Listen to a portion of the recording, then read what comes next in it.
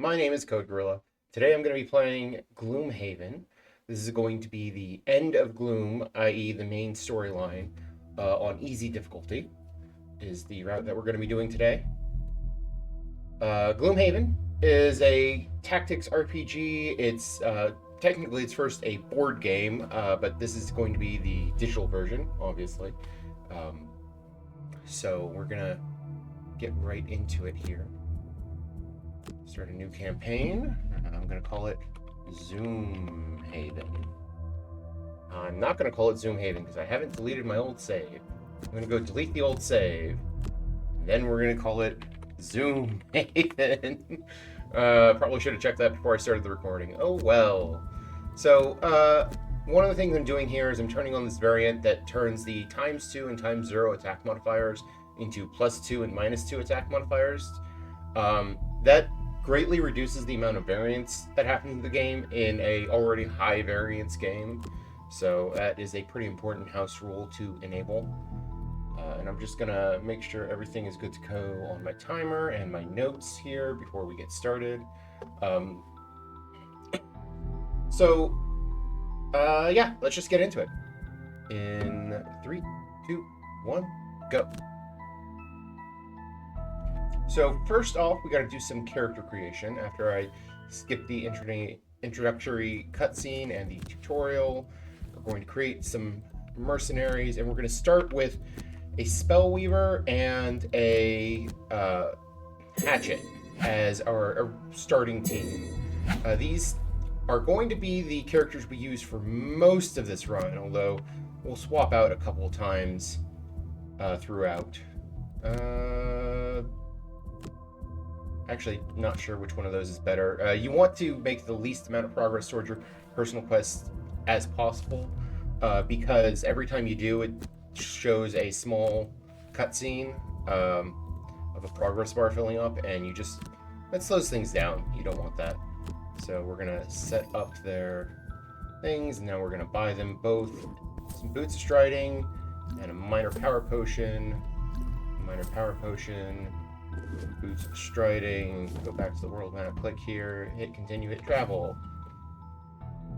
So with that, we've got our characters set up and we are going into our first scenario. So the way most of these scenarios work is you have to kill all of the encounters. So redbirds are bad, we don't want to shoot them. They're secretly drakes, they'll attack us if we shoot them. But yeah, we're wise. We want to kill all the monsters. Most of the scenarios work like this. Let's see. And sure.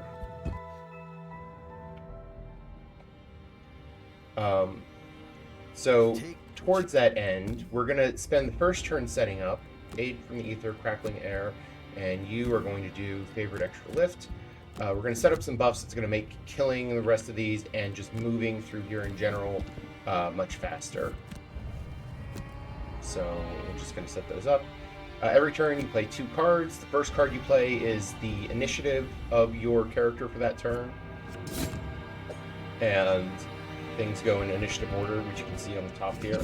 I'm specifically positioning myself there to manipulate the enemies into moving into this pattern, because it just ends up working out nicely if they're in those 3 positions specifically. Alright, and now I'm going to go as fast as possible to kill these before they get another chance to attack. So I set up a +2 damage buff, and I can attack all 3 of these enemies, and hopefully kill the 2 small ones, and okay, I didn't kill one of the small ones, but that's okay, hopefully. We're going to use the potion here, click there, click this, click that, there. That's unfortunate. And that should be a guaranteed kill. Okay. We can recover from this. Ideally, we would have killed all the enemies here, but I think we'll be fine in the long run. Burn a card. We're going to burn Power Pitch. Alright. And so now we can do Ride the Wind and Freezing Nova. We're going to have the Spellweaver jump into the last room. And then you need to take a short rest to get back that card. So we can do Disorienting Broad and Double Throw. We are going to take another hit here, unfortunately. Burn another card. We're going to get rid of Retrieval now. And so I'm going to use this guaranteed damage to kill you. And then get 2 damage on each of these. And then move up to here. And then this, I'm going to attack you, and we'll use the favorite for +3 on that one. Hopefully both of these die. Perfect.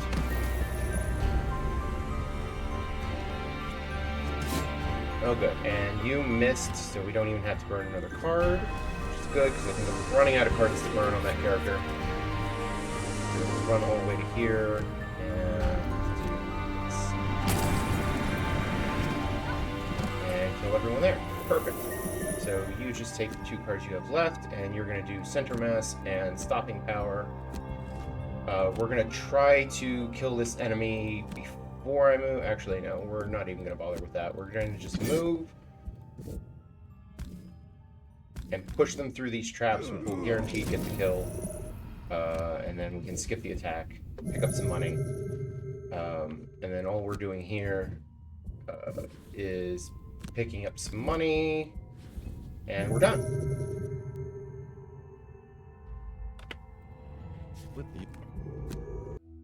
Now, some of the scenarios you'll see here are linked scenarios. That's what this tutorial is about to tell us. Basically, it just means we don't have to go back to town. We're going to take these wherever possible, because it means we also avoid getting another road event. So we're just going to move on along here.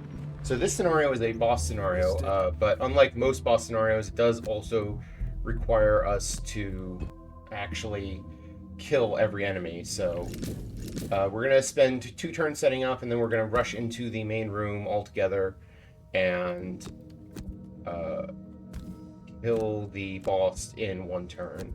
Because otherwise the boss could take some actions to reveal more enemies and just end up making the scenario take a lot longer. It's okay if we don't kill both enemies here, because we will have some opportunities to kill them in the next turn. So we're just going to move to here. You're going to do Mana Bolt and Reviving Ether. You're going to do Favorite Extra Lift. It's Mana Bolt. It's going to be how we finished you off. And then we're just going to move on to this pile of gold.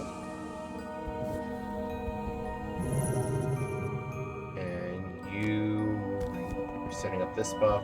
We're intentionally not opening the door because enemies that aren't on screen in a revealed room don't get to act. So by doing it this way, we get to make sure we get the drop on these guys in the next room. Alright. And so that movement buff that I'm putting on gives you +2 on each of your next several moves. And so this action that's 3 small moves becomes a lot better. Because you get to make it 3 kind of pretty large moves. And then I'm just going to put everything into a big attack on the boss. Boss is going to get to go. Unfortunately, the boss is summoning. Hopefully we can still take them all out with 1 hit. We might end up having to take an extra turn here. But if it happens, it happens. We do have a spare target available, so it's pretty likely that we will get this here. Yeah. Perfect.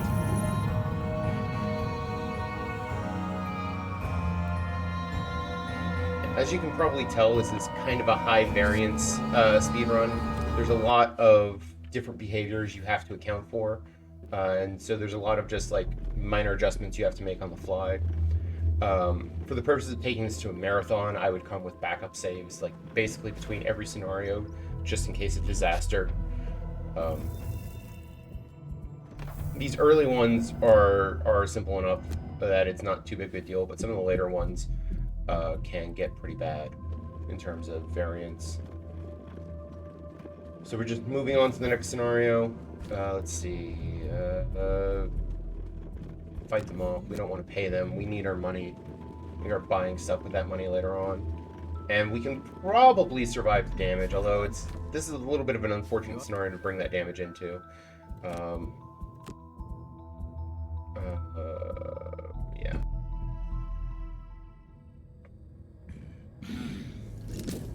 You've made up. Oh, this is not the scenario I thought it was. So this will be fine, I think. Aid and air, and you want to do favorite lift. Oh, good, and they're not even attacking. So this is perfect. We're not attacking them on the first turn, so the fact that they're putting up a shield doesn't actually matter. And we can just go here. And I am going to get immobilized by this archer, but that's okay, because I don't need to move on the next turn. And we're going to have a summon here to help clean up the stuff in this room, which we might otherwise struggle with. Because the Spellweaver is not going to stick around in this room, and is going to move on to the next room with Freezing Nova, Ride the Wind, and you're going to do Fancy Hat, Disorienting Barrage.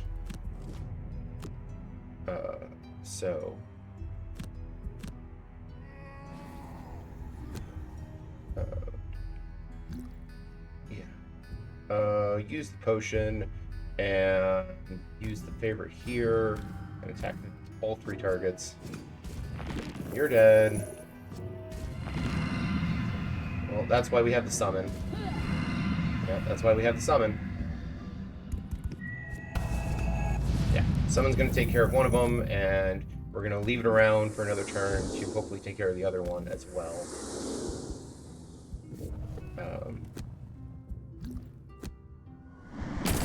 Position ourselves to attack these 3 enemies and get all 3 of them. Perfect. Unfortunately, it's summoning this turn, but we have accounted for that. Getting immobilized again there is unfortunate, but there's not anything we can do about it. So I am gonna have to improvise a little bit here. I think I'm basically just wasting a turn, but I think I can afford to waste a turn. Okay.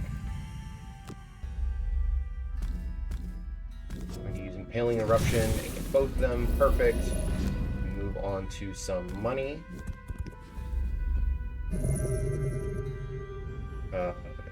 You are doing nothing because there's nothing to attack, and there's nothing for you to pick up. Okay, so you are recovering your cards, and you're going to recover your favorite. So this is just a small little recovery turn. We're going to get all of this money and the favorite picked up here. And turn, move here. Cover your cards. And end turn. Okay. You're going to... Let's see. So here's the problem with this plan. I think I need you to just long rest for a turn, because I need the wind element, and I'm not going to be able to make it this turn, unfortunately. So we are going to Disorienting Barrage and Power Pitch.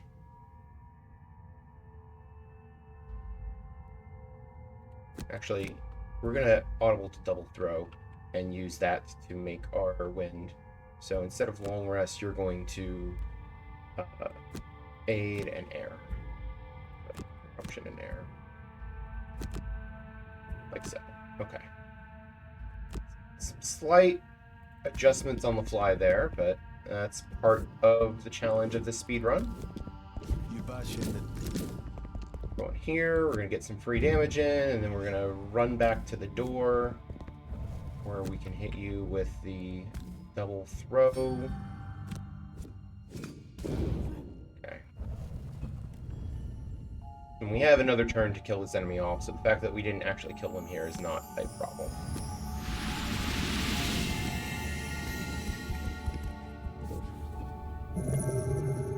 Okay, and now you can short rest because I need to get back these fire orbs. Fire orbs ride like the wind, and you can just do whatever, and sure, we'll do retrieval and power. Let's do fancy hat. Let's do fancy hat to go early and make sure we kill this enemy before it gets a chance to do anything. This is going to be more than a guaranteed kill, and we can go pick up this money. And hopefully we finish the scenario this turn. So you're going to move into this last room, move to right here, and go boop, boop, boop. And as long as we don't get a -2 on any of these, they will end up. Alright. So I had to make some audibles because I got immobilized twice at the beginning of that scenario, but that's okay. This one has enough wiggle room that it's not too bad. Some other ones later on are a lot tighter, and if that had happened, it would have been faster to just reset the scenario. Right, we're going to Ruinous Crypt next. So there's actually a... I don't care about the reputation. I'll take the gold, though.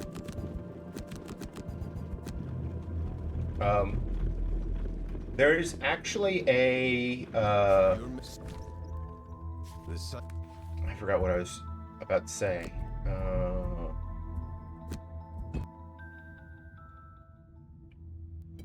So there's this big flowchart basically for getting through the story quests. They unlock in a weird order, and so we are taking the shortest possible path through this, as you might expect for a speedrun. In this particular scenario, we are disarmed for the first turn, so we aren't able to attack anyway. So we're just going to take the opportunity to set up some buffs instead.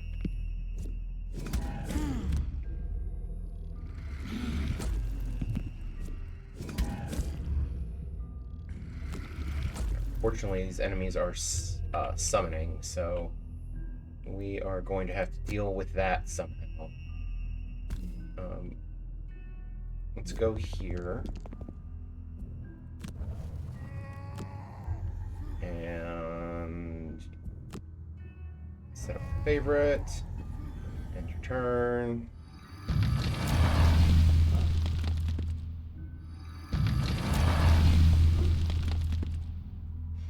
Alright. Once again, we're going to use the summon to help clean up in this middle room. We're especially going to need it because of these pesky enemies that they summoned. So, Impaling Eruption. Yeah, we've got some good lineups for it. And then you're going to do Fancy Hat, Disorienting Barrage. Scally's going to hopefully take care of that one. Perfect, perfect, perfect, perfect. This is what you want to see. We move to this spot here. And we go 1, 2, 3, 4. We don't use the potion. Good. And we've left 3 targets for you to take care of. We're going to use the hat. We're going to use the potion. We're not going to use the favorite on anything. So we don't need the buff, hopefully. Yeah. So, summon's done what it needs to do, so we're going to dismiss it now. End turn. So here, we're going to do Fire Orbs and Reviving Ether. Here, we're going to short rest so we can get back this Disorienting Barrage.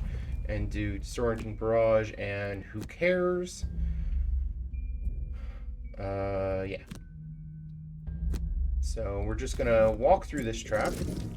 That's okay. And these 2 flame demons here have high shield values but low hit points. So we're going to use this disorienting barrage damage, which gets through shields because it's not an attack. And then we're gonna end on this chest, which is 15 gold, because we're trying to get a bunch of money on specifically the hatchet, because there's several things that character wants to buy. We end up using that character the most throughout this run. And this one can run in here and Fire Orbs with the potion to hit all 3 targets and hopefully finish them off. But we have a turn after this if we don't. But we did, so And I believe that character has enough money already, so I'm not going to bother going to the chest with them. You're going to get retrieval and power pitch. Alright. Setting up a shield is fine. We have enough to get a guaranteed kill, so we're not even worried about it. Get these 2 pieces of gold. And then here, get this gold. And then this, with the favorite, is a guaranteed kill. Basically, if you can do 2 more points of damage than they have hit points with your attack, you have a guaranteed kill, because the worst you can draw is a -2.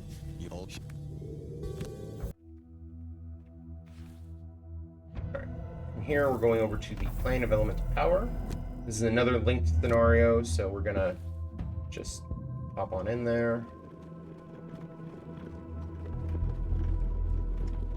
Get to avoid a road event this way. Alright.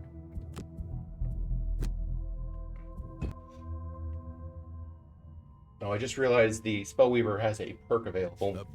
These battle goals that I've been choosing at the beginning of each scenario, the point of them is to give you check marks towards a eventual goal, which will get you a perk, which improves your attack modifier deck. So we do actually want them, especially early on. Here we're gonna try to kill both of these. Okay, good. Perfect. Okay. And you are just gonna move up and then set up crackling air. And turn. Alright. Fire orbs and ride the wind. And you're doing favorite extra lift.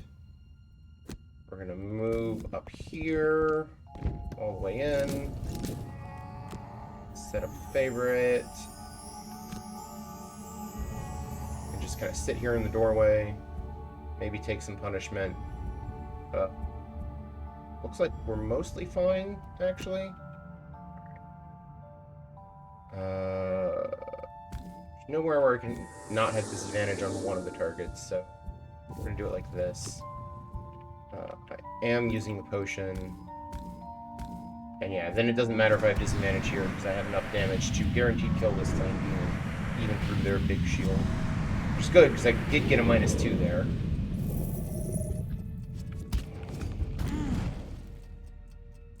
Okay, now you're going to do Mana Bolt and Reviving Ether. You're going to do... you're doing like Center Mass Disorienting Barrage, right? Just double checking my notes. Yeah. Okay. You use the sunlight to attack and attack this guy. Perfect.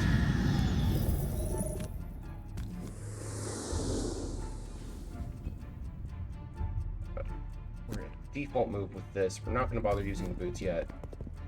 Yeah, just take a damage for walking over the lava. That's okay. And we're gonna hope to kill there, and we did. Perfect. Alright. You are just taking a turn to retain your cards. You are doing a... You're getting into the next room and doing Power Pitch. So let's do Follow Through and Power Pitch. Heal here. Cover your cards. And turn. You are going to go 1, 2, 3. I think I want the boots here, so that I can get myself all the way into this corner as the safest spot. Skip the rest of the movement.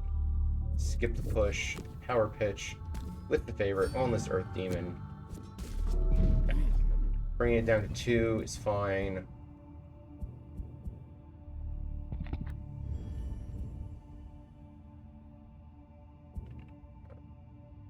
Fire orbs ride the wind, and you, I'm going to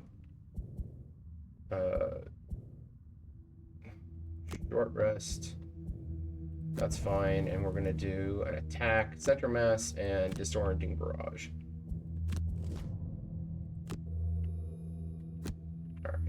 Let's make sure to get some damage on the Sun Demon specifically, I think. So...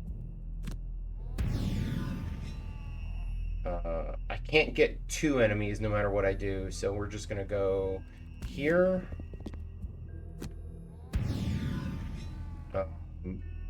This may have been a mistake, but it's fine. We're gonna actually attack there. Okay, I'm probably gonna need to take an extra turn here to be able to kill everything.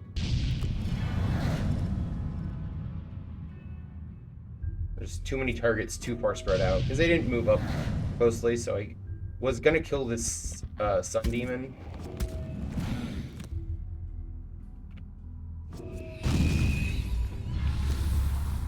That's not great. Okay, I need to be able to hit 3 targets. If I go here, that's good.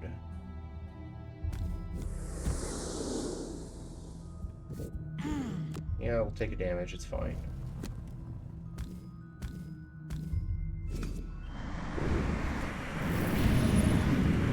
Oh, that's unfortunate, but that's good. That one's dead.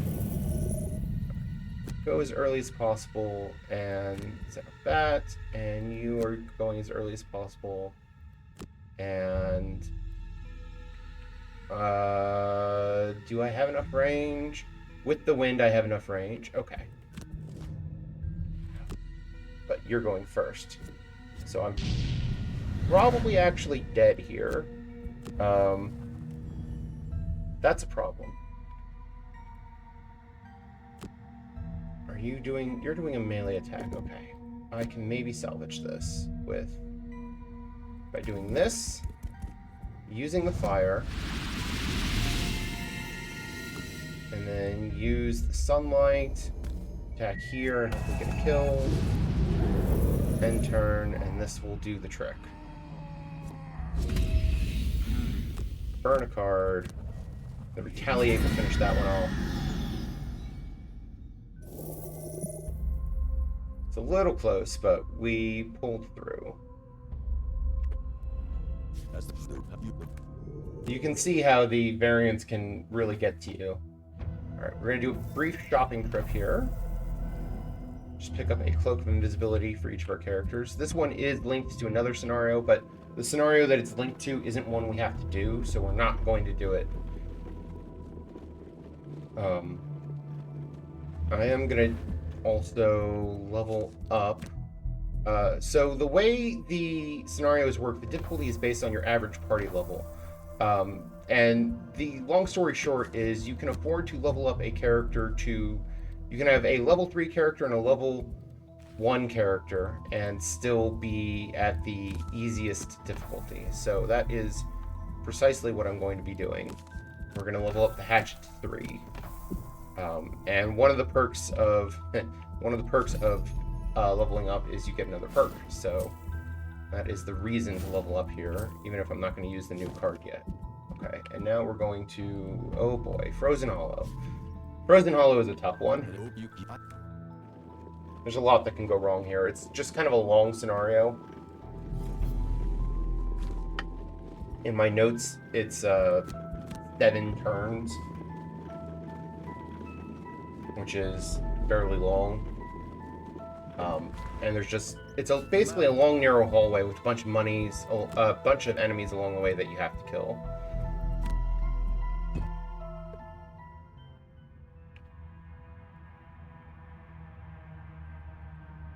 So, here, Mana Bolt, Impaling Eruption. Here, Extra Lift Barrage. We've got these 4 hounds right at the beginning that we're going to try and kill all of on the first turn before we start setting up our buffs. That's not great, but usable. You are going to move up. Unfortunately, I'm going to have disadvantage on these attacks. If you make a ranged attack while you're next to the thing you're attacking, you have disadvantage. Okay, that worked out, and that worked out. Great. It's at the point where if I don't kill all those 4 wolves in the first turn, I usually just reset the scenario entirely and hope for a better roll. Alright, you are doing air and ether. You are doing hat and power pitch. And we're just gonna kill you. Oh, we're not gonna kill you. That's a problem. That's actually worth, I think, just resetting the scenario entirely. I don't know, maybe it's not. But it's so hard to find spots to pick up kills that you missed along the scenario, because there's a lot of thin margins here where you don't have a lot of extra damage to spare. So we're going to start over. We're just going to hope this goes right. Alright, that's fine. This is less fine.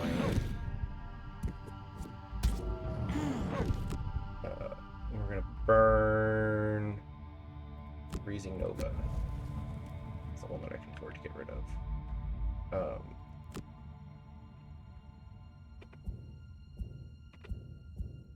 Actually, I need to restart this round. I need to have... I missed what the hounds were doing. So I need to have the Spellweaver go invisible on the first turn here in order to avoid that. If you just restart the round, everyone will draw the same cards in the same order.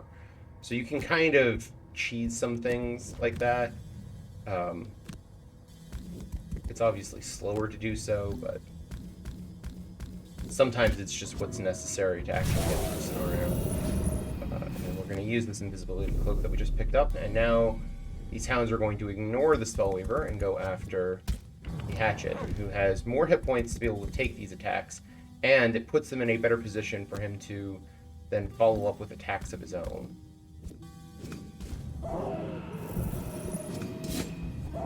Like so. And you're going to move up here, and we're good.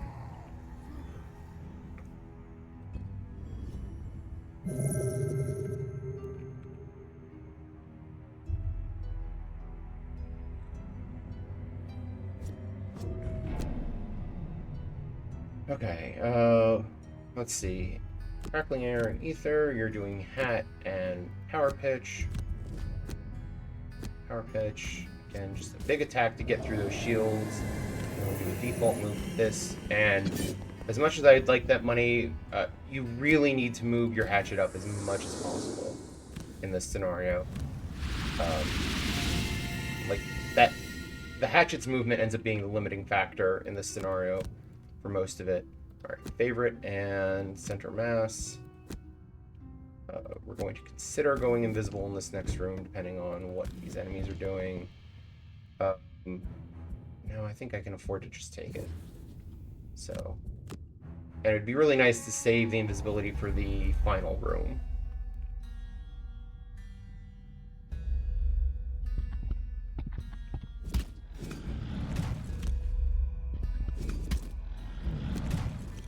We are going to take quite a bit of damage, though. Alright. Use the boots to get all the way to here. And we're going to target you, you, and you. Good. Okay. That's kind of expected.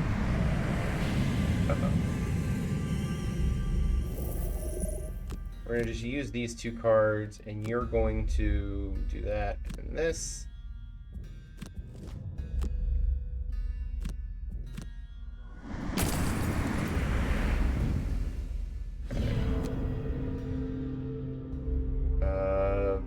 Let's just get you out of the way of that attack that's about to happen. You are going to attack here. We're going to go to here. We're going to push this enemy that way. And we are not going to use this last move. Alright, you can short rest. I need that card. I would have liked to use that card, but fine. We're going to do this instead. You can... I guess use these 2 cards. Yeah. Probably just doing a melee attack this turn. I want to get a heal here, and then recover cards.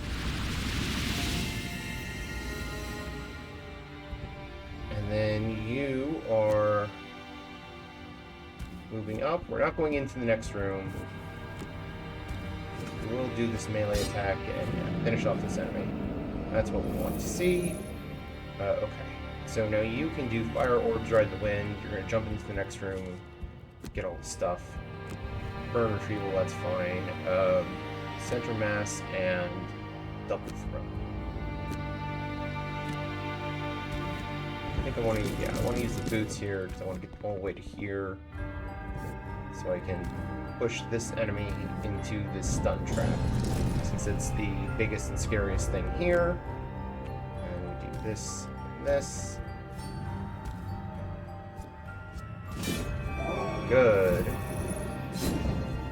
Alright, and then I'm not taking any damage here, so I'm not going to bother going invisible. There's no point.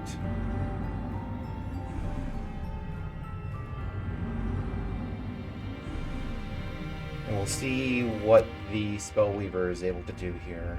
The Spellweaver doesn't need any more money, so we're just going to go to here. Ideally, we would end by getting the hatchet, this chest that's behind this cross demon over here. We'll see if that happens. I think it might. You can do that, and you can do hat and barrage. Yeah. So, barrage will kill the cross demon and get us onto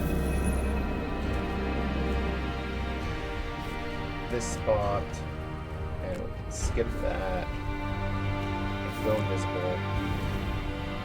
Probably could have skipped going invisible. And then I just need you to actually kill here. Which you did. Right. Don't need more money, so we're done. Yeah, you can see I lost some time there because of all the restarts at the beginning, but we did make it through. Okay. So, most of this we're doing with the Spellweaver and Hatchet, and for the most part, it is better to go with only 2 characters, because if you go with more characters, they just add more enemies to the scenarios and give them more hit points.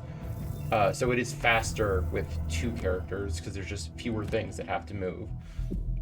However, this next scenario is an exception, so we're going to make 2 more characters real quick. That's fine. And we're going to make a demolitionist as well. That's fine. Oh, you might actually make progress on that goal. That's a shame. But I think you would have made more progress on the other one. And for you, we need to get rid of Knockout, Support, Implode, and 1-2 Punch to get all 3 of these. And then we go shopping with these characters. You're going to buy a minor power potion. And you're going to buy a minor healing potion and wing boots. You're not going to use either of them in this next scenario, but they are going to be useful later on. The demolitionist will come back. Actually, both of these characters come back for 1 scenario, Peter. We don't care about 1 damage. So this particular scenario is, there's a center hub room. There's an entrance room that you start in, a center hub room, and then 4 side rooms.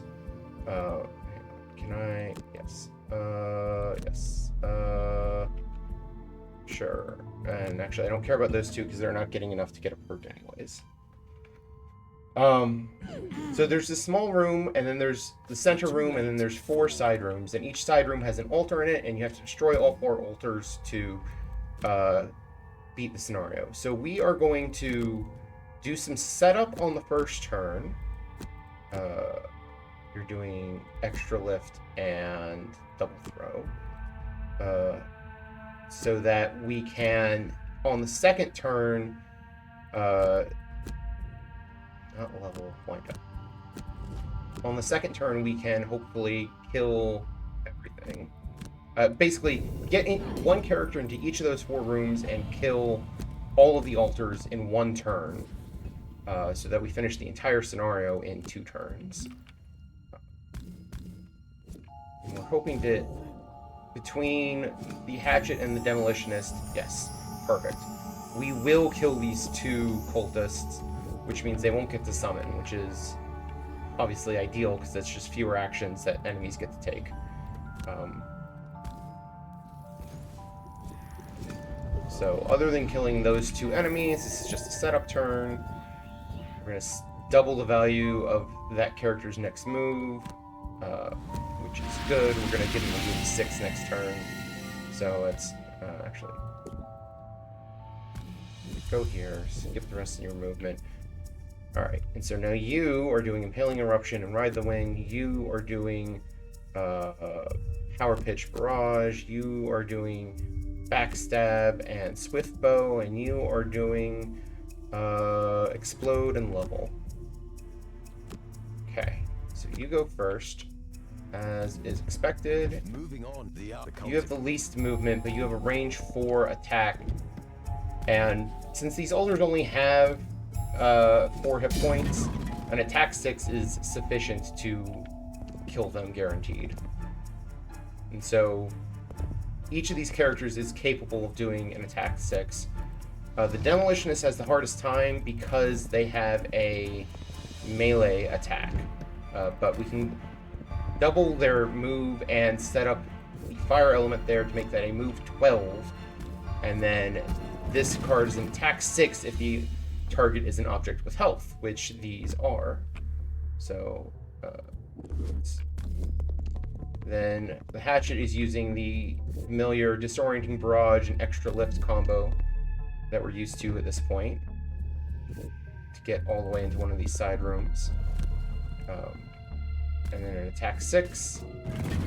And yeah, we're drawing these -2s, but you can see it doesn't matter.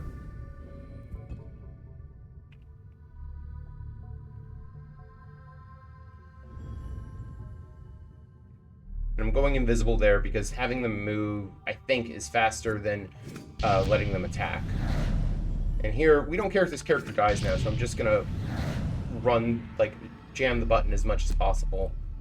Spam the accept damage button and let them die.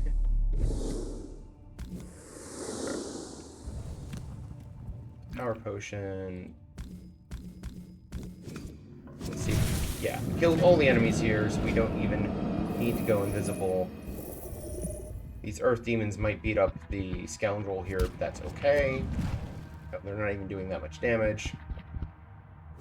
Take a weak attack this turn, yeah. And we're done.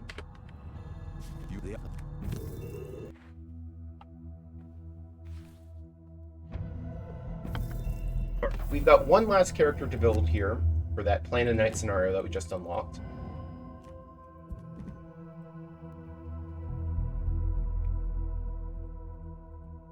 Yeah. So, first of all, we're not bringing you, and we're replacing you with a Mind Thief. Yeah, you're not buying any enhancements. So, in terms of cards, we get rid of that, we add this, and we go to the merchant, and we buy you a power potion, and that's it.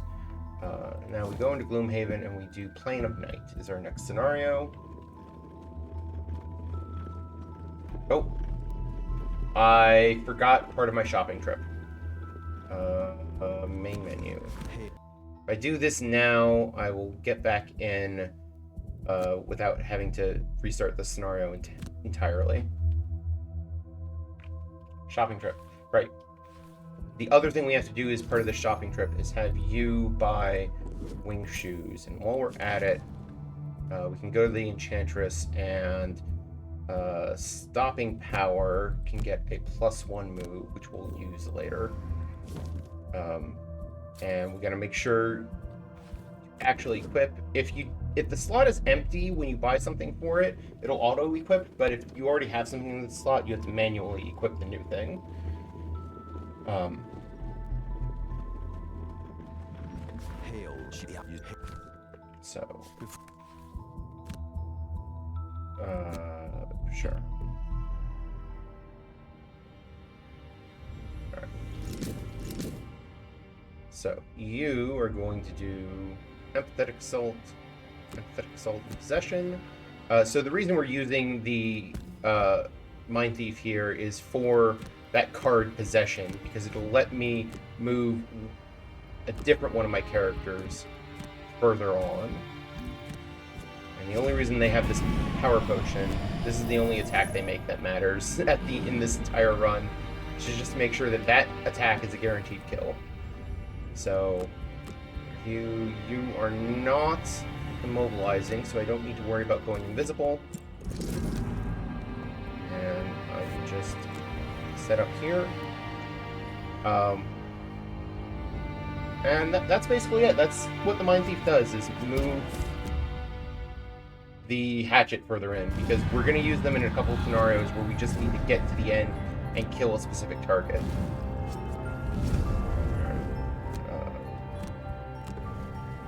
We're going to have to burn some cards, unfortunately. Right, so you're going to go as fast as possible and turn invisible. You're doing Fancy Hat and Disoriented Barrage. Okay. You're just going to go invisible and sit back here in the corner invisibly, where enemies can't target you. Right, use Hat first. So Hat is nice because it's an upper card movement. We're going to have to burn a bunch of cards here, unfortunately.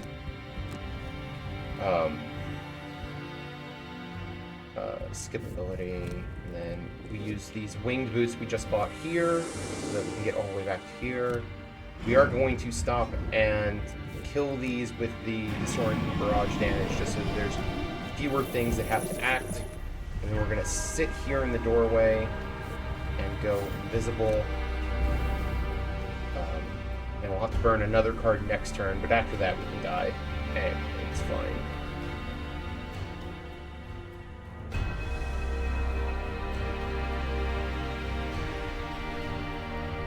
You just go as late as possible. You're doing Power Pitch and Double Throw. So this is going to be the real strength of the hatchet that we see here. When you put everything together, they can get an attack 20 as long as they have a little bit of time to set up. And so they are really good for killing a single target as quickly as possible.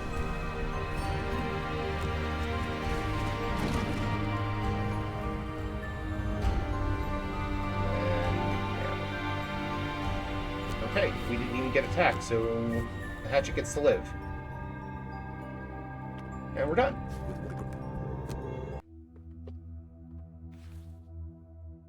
As true pan.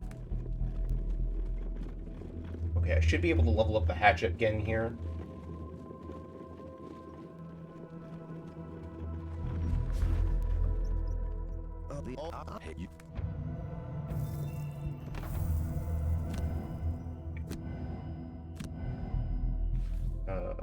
Yes. So first of all, level up. And we're gonna replace some cards now. We're gonna take Sharpened Blades. We're gonna get rid of Center Mass and Retrieval for Repeat Shot and Sharpened Blades. And we're going to do this and this to just increase the average strength of our deck.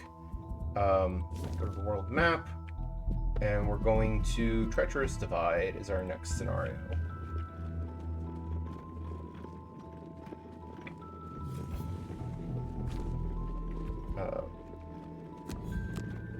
The damage here is not going to matter, so I'll just take the damage. Actually, the money doesn't matter either anymore, so I could have paid the thieves. I don't think it really matters either way here.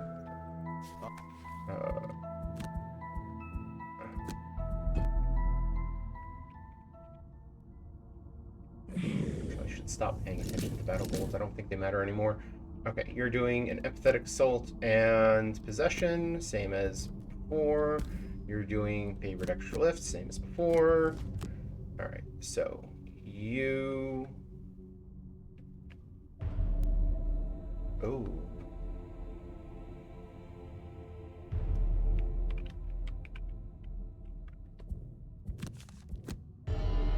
Right. I forgot an important detail, which is we don't bother. The target we're trying to kill here is much weaker, so we don't bother with the thing. I forgot where I was going with that. We're going to do Fancy Hat extra lift, just to make sure we go before that immobilizing attack happens. Because otherwise we'd move you up here, and then this bear would immobilize, and it would throw the entire plan off.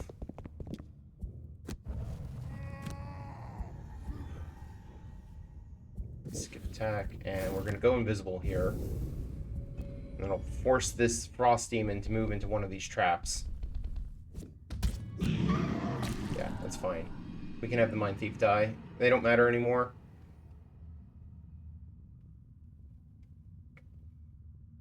Alright. Power Pitch, Barrage. Unfortunately, most of these enemies are happening after. Hoping to get the piece.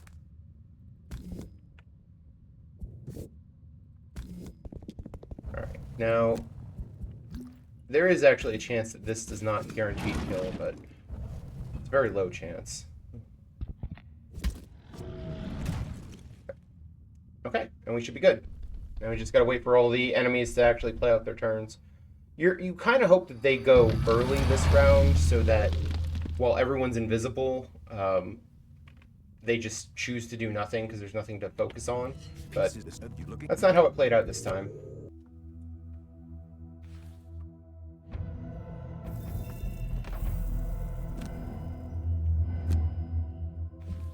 We've got another linked one, so we're just going to move on to the next one. This is where the enhancement that we did to that one card is going to come into play. This one scenario.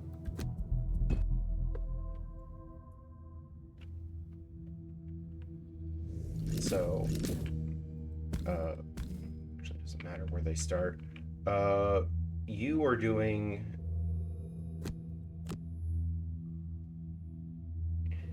Yeah. No, Fearsome Blade, that's right. And you're doing Favorite Extra Lift. And so you are going to just move up. And we're going to attack you. And specifically push them through this trap. Because we want to clear that trap for the hatchet to be able to stand there without being affected by the trap. The trap in question is a stun trap. So it would basically cause the hatchet to miss an entire turn, which is obviously not what you want in a speedrun. Instead, we have this Night Demon miss a turn, which is nice. Okay, and now we do, once again, Reverse Edge Possession, and you're doing Stopping Power and Fancy Hat Stopping Power. So this, you're going to have you move. We're going to use our winged shoes here to add jump to this. We can just jump over these enemies. Move all the way to here. We don't care about this attack. Mind Thief's job is done for this scenario. So now we get to use the stopping power to get with that +1 movement, make sure that we have the ability to move all the way up here if we need it. And then we move in. You make your way through. And we go up to here. Skip the rest of the movement. We're going to skip that ability. And we're going to go invisible. And now we just got to wait for all of these turns to play out. All the enemies are going to be moving back towards the beginning because they see the Mind Thief.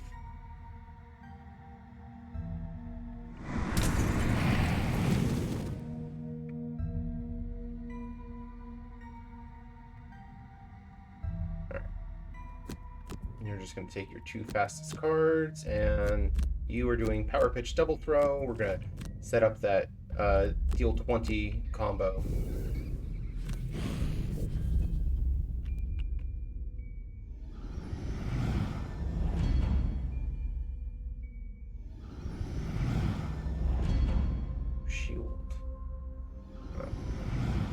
And we have more than enough to get through that shield, so that doesn't matter.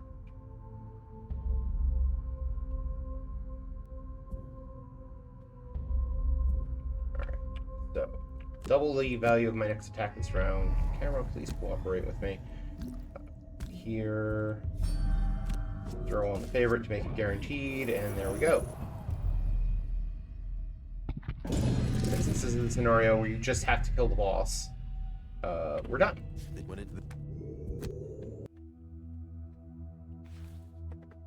Alright. We now bid farewell to the Mine Thief, and we re-equip our Boots of Striding, and we go to Drake Nest. Oh my. So we're now done with the Mine Thief. So we're going to be mostly using Hatchet Spellweaver for the rest of this. Although, I say that, there's... we're going to use the Demolitionist and the Scoundrel each once. The map's not great. Alright.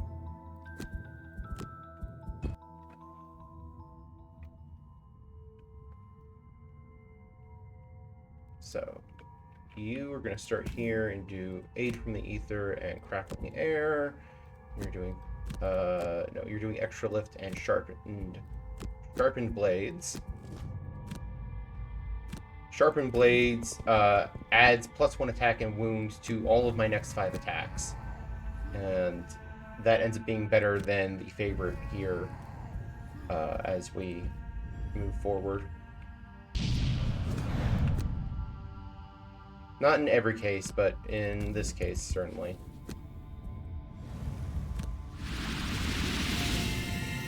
Right, this is our typical, we're just setting up buffs. You are doing Disorienting Barrage and Double Throw. Maybe we get hit by this Flame Demon, but that's okay. Moving in here, we're going to use the boots here so that we get a free point of damage on this Drake. The goal here is to kill 8 Drakes.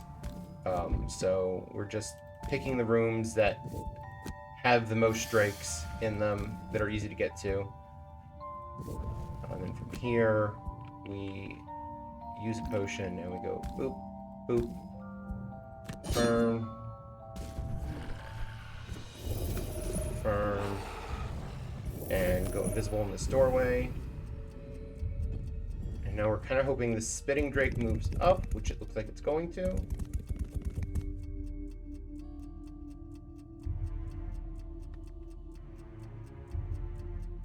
Eventually. Oh, it's really thinking about where its target is. Alright, and now if I go to...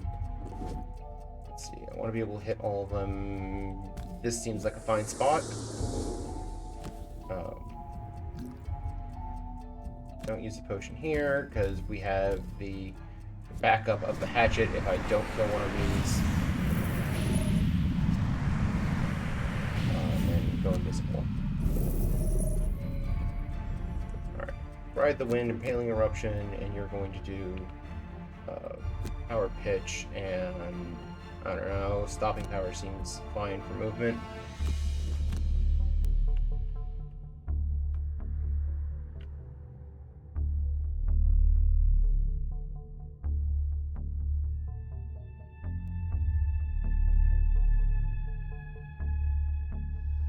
Actually, honestly, I'm going to do it the other way around just in case I need to last a little bit longer. I don't think it'll happen, but definitely killing that one. And so the question is, do we get to kill all of these? And these are not guaranteed kills, unfortunately, but only if I get -2s. One of them did live. That's too bad.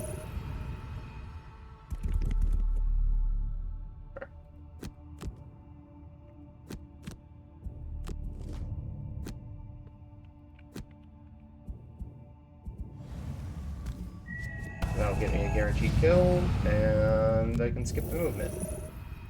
And skip, skip, skip, and because I don't even care if the hatchet dies at this point.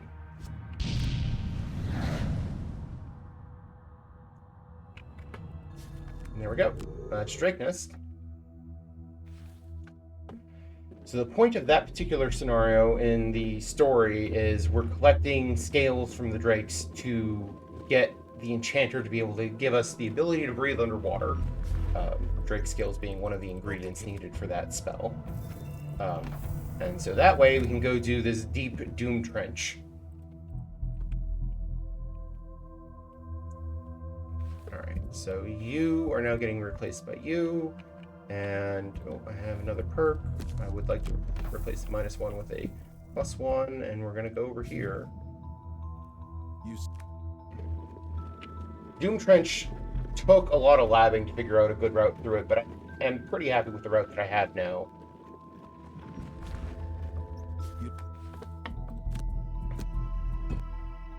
It's just a very dangerous scenario, but all you have to do is get to the end. You don't actually have to kill the enemies.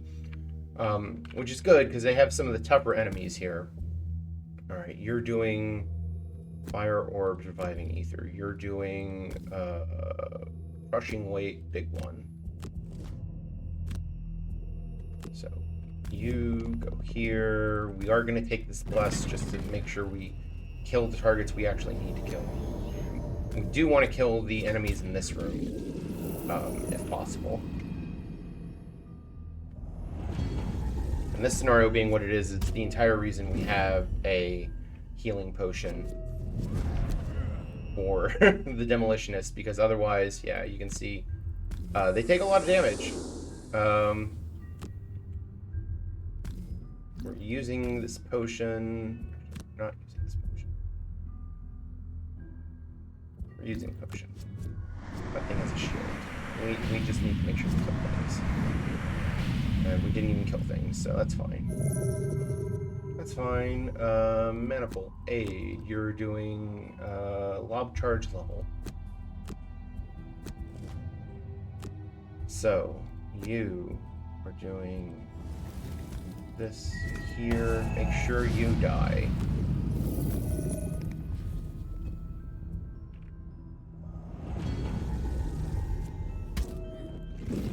Okay.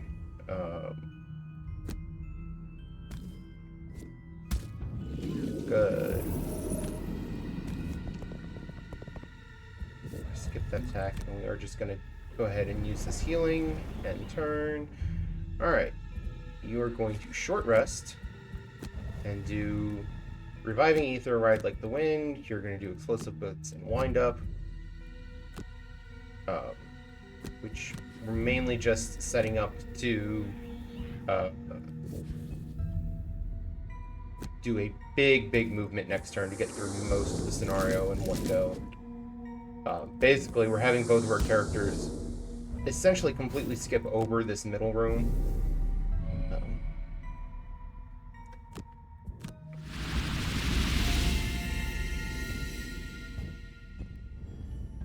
Alright, and so on the next turn, we're going to have the Spellweaver go early to, most importantly, make fire element with their attack so that the Demolitionist can use it for extra movement. So, Freezing Nova, Fire Orbs, you're going to do a short rest. That's fine. And you're going to do Explode, and you're not doing it. You do the short rest next turn. Explode Rubble. Yes, I haven't used either Explode or Rubble. Explode Rubble, for exactly this reason.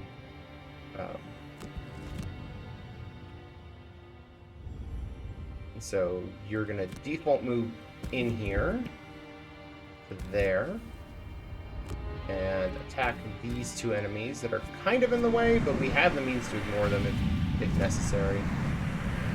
We'll see if it's necessary. Alright, so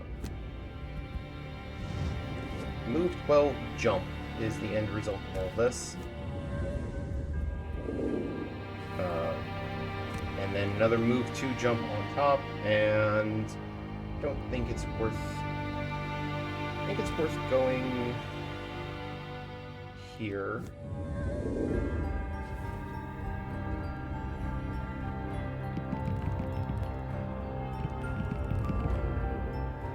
mostly just going to hope that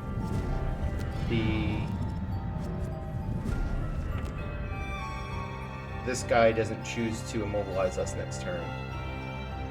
Mana Bolt, Ride the Wind, and you're doing a short rest to get back exactly the 2 cards we played last turn, because they are our best remaining movement. Good. This guy shielding and setting up Retaliate is great, because we just then choose not to attack them. So the only enemy I am going to attack is this guy back here, because that's the only one that still matters. So this green area is our escape hexes. That's where we have to get to. And this one's dead, so we don't have to worry about that. These lurkers aren't going to be able to catch up to us. Take a point of damage, but that's okay. Make it in. And we're good.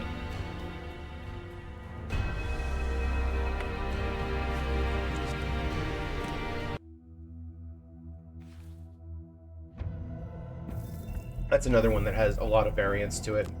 There's a lot of things that can go wrong there, which is why it took so long to kind of lab out. This one, on the other hand, is pretty straightforward. This is another boss scenario, which means 2 turns. 1 setup turn and 1 payoff turn. Sure, we can actually replace a 0 with a +1 wound.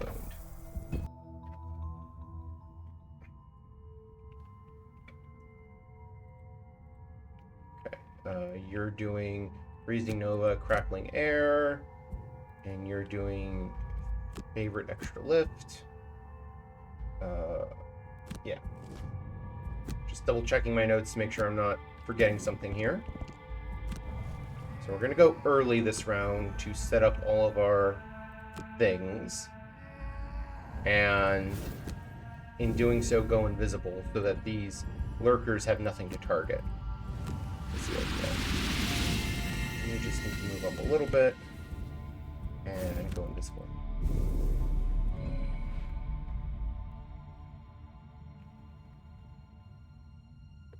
And then you're going to ride the wind, fire orbs, and you're going to power pitch, and I guess stopping power is good. Yeah.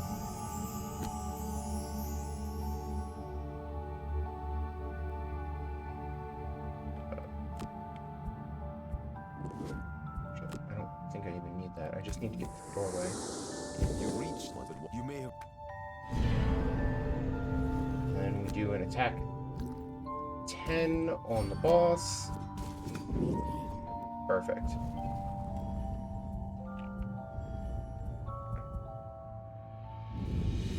We're going to summon and attack. It's okay. And then with the boots, we can get all the way into here. And attack. We're going to actually kill these smaller targets as well, because they're doing an attack this turn that's going to summon, and so just less time spent in the end of this round is ideal.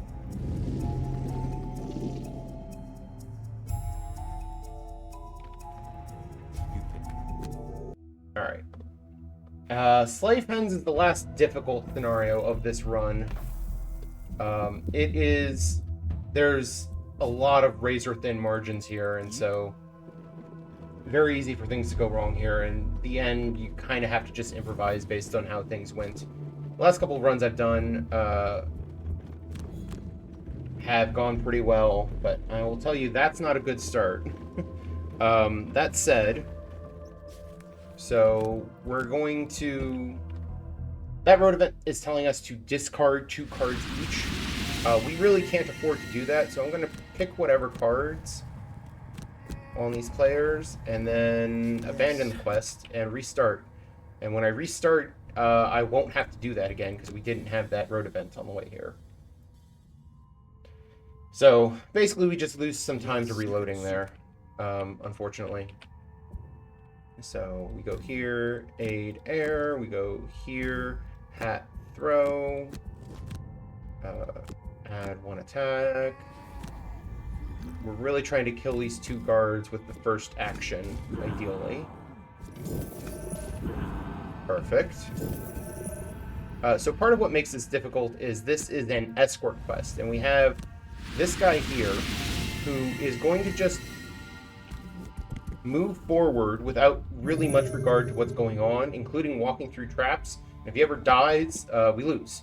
So we gotta make sure that doesn't happen. So, Freezing Nova Eruption, is that right? Yes. And then Extra Lift, Sharpened Blades, in the other order. You're just doing a default move here to get to this space. And we're using the potion here to hit these 3 enemies in this small room, and you are immobilizing, so I'm going to become invisible. And that's going to result in him getting attacked and immobilized instead.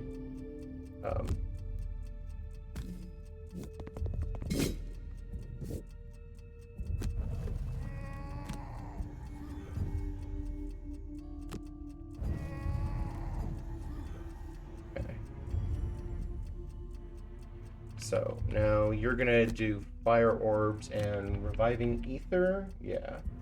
And you're gonna do favorite and stopping power. And the main point of stopping power here is to attack you. Go ahead and yeah. Basically make sure that you die and then go invisible in the doorway here.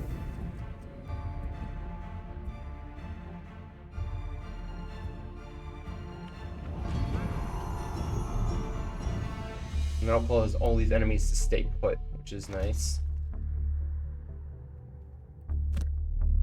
Let's here, where I can hit, again, all 3 enemies.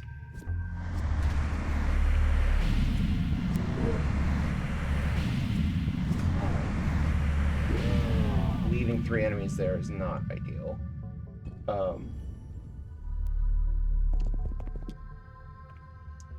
Manifold Ride the Wind. You... So how am I doing things here? Oh, Disorienting Barrage is the thing to do. Okay.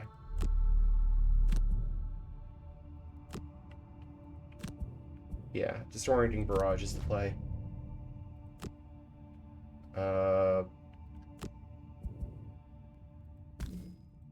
Attack you. Might as well have not attacked.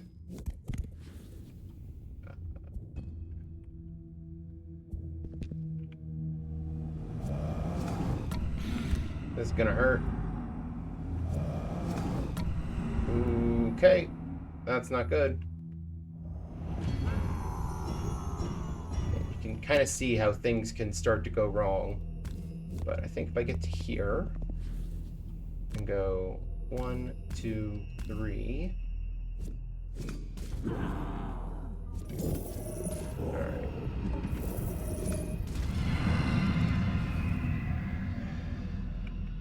Here's what I'm going to do. I don't often like to do this, but I am going to restart this round. Take mostly the same actions, but click on those enemies in a different order so that they... the stone golem there actually dies on its turn.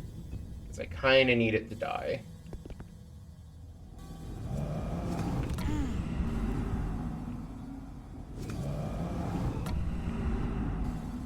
You rolling a +2 twice is not fair. That is very unlucky for us. I want to go to here. So click you first, because the first thing I drew was a +2. And that way the wound that I deal there will do the last point of damage at the start of the stone golem's turn.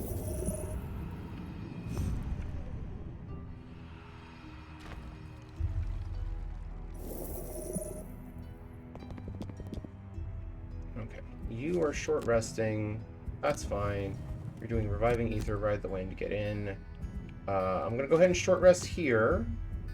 That's fine, so that I can get disorienting barrage and I guess repeat shot, yeah. We're gonna just face tank our way through this trap.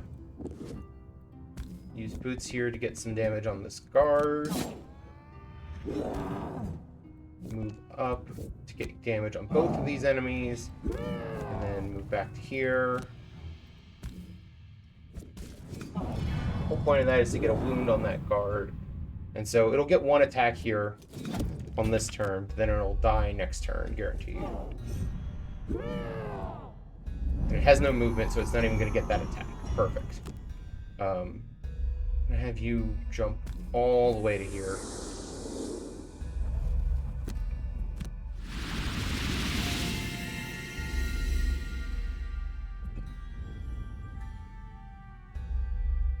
Alright, so you are doing those two, and you are doing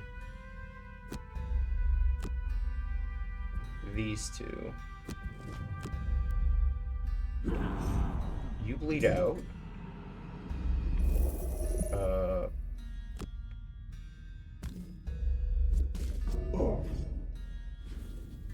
Not great.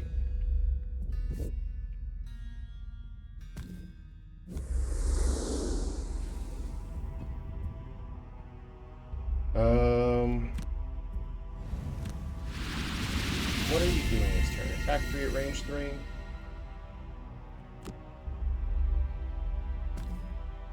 Let's take a chance.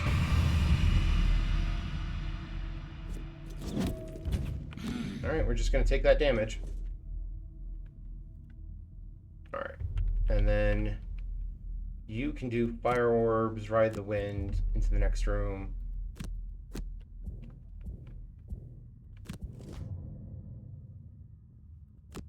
Ooh, can you? Alright. I need you to kill this enemy specifically. In which case there's no point in me moving into the next room. Cancel that. That ended up being a waste. But the archers were going to immobilize this turn, and I could not afford to let that happen.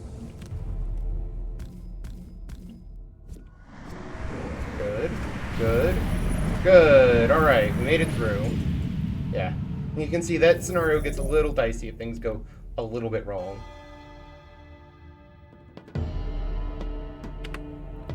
Alright.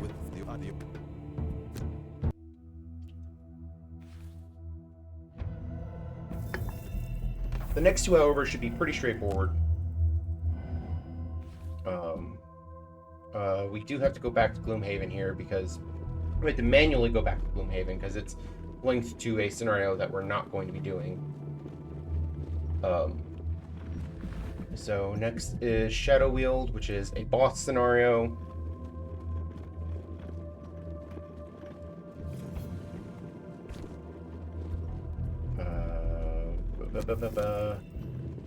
That doesn't matter. So as per usual, we're going to have a turn of setup and then a turn of kill the boss in one shot. The one tricky thing about this scenario is that the boss starts not on the map. But that's okay, because we know where the boss is going to appear. And we're just going to go as early as possible and have both characters turn invisible.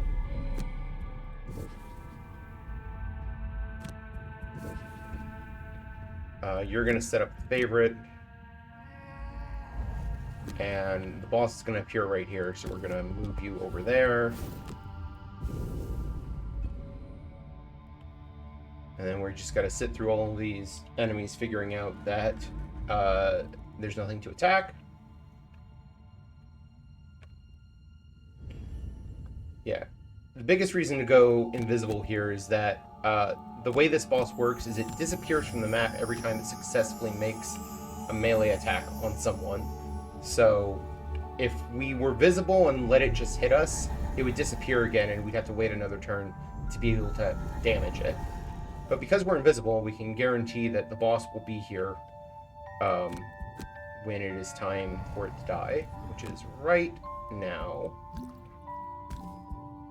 Attack 20 means this is a guaranteed kill. And we're done. Skip.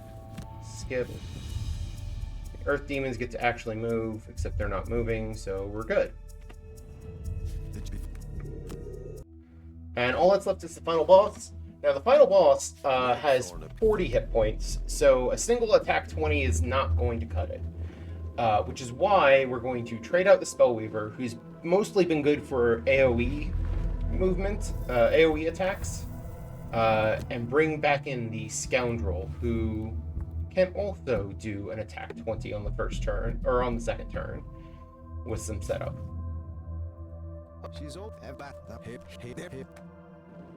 So that's precisely what we're going to do. We're hoping that the boss goes late on the first round and does not move. That's what we're hoping for here. Alright, so you are going with a 4 and a 12, and you are going favored extra lift, as per usual. Oh, that's unfortunate. The boss is teleporting away, so I won't get quite as much damage as I'd like on the first turn, which means I may have to go to a second turn.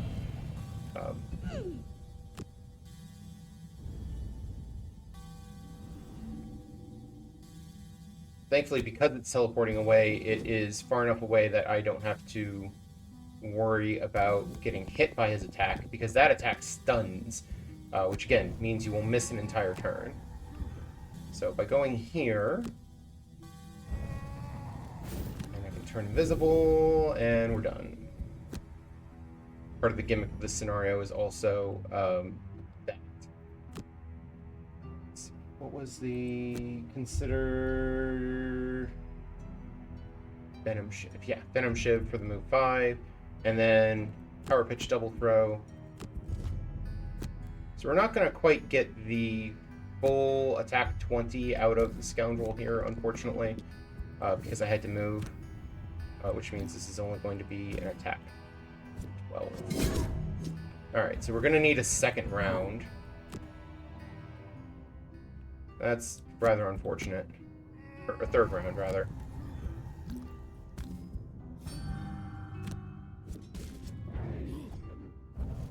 Alright.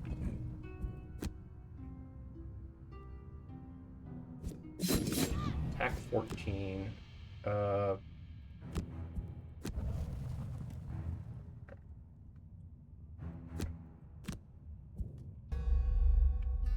Go as early as possible with those two. This is what I would have liked to set up on the previous turn to get an extra +2, which would have been doubled to a +4, which is why I'm missing so much damage here. But hopefully, yes, this not a guaranteed kill. Oh, and I got a curse. Curses.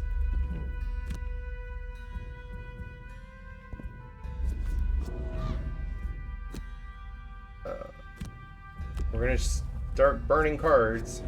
Okay. You need short rest. That's fine. And just whatever you got at this point. There we go. We can let you die. I gotta make sure the other character doesn't die, so I will have to burn a card.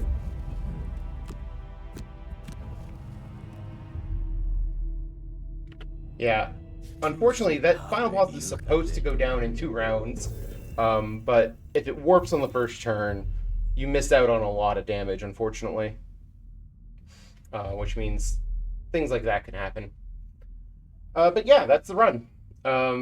As you can see, there is some variance to it, but you know, we kind of went over that during the run.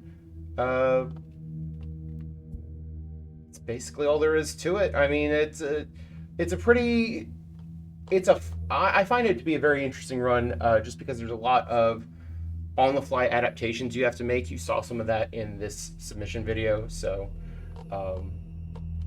yeah.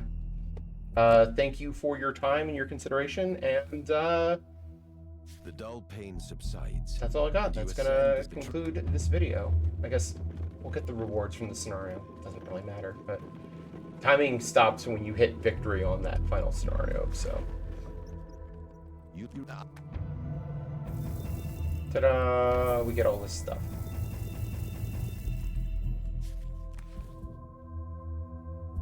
That is the run.